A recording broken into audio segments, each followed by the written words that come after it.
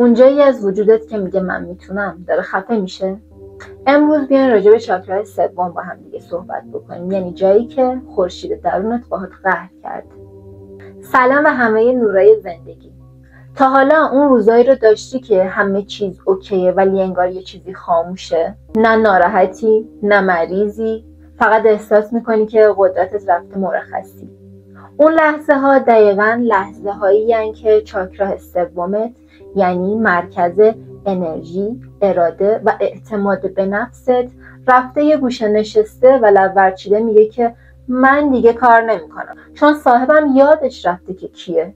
چاکرا سوم یا مانیپورا بهش میگن شهر جواهرها و جالبه بدونین که همین جواهرها که حس قدرت و درخشش درون شما رو به وجود میارن.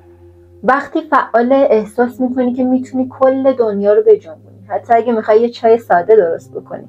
ولی وقتی غیر فعاله یا به اصطلاح بسته است، تو اینطوری که یه تصمیم قاطع نمیتونی بگیری، همش اینطوری که نمیدونم، شاید، بعدن.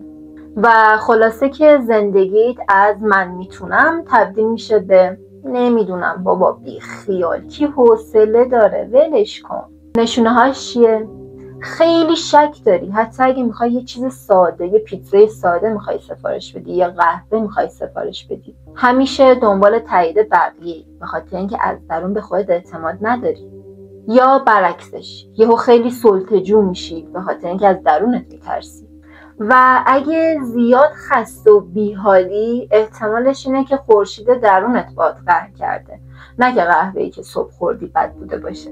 و یادت باشه چاکرای سوم فقط درباره قدرت نیست، بلکه درباره اعتماد به خودت و اینکه خودتو قابل مقایسه ندونی هستش. یعنی لازم نیست بجنگی تا بدرخشی، چون تو ذاتاً نور داری.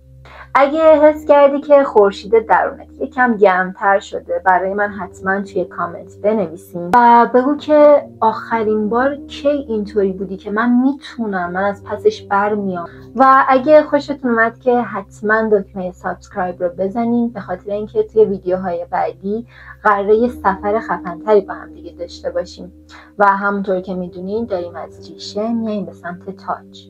تا اون موقع بدرخش ولی نسوزون، چون خورشید آگاه فقط روشن میکنه، نه که بسوزونه. دوستتون دارم. بدرود.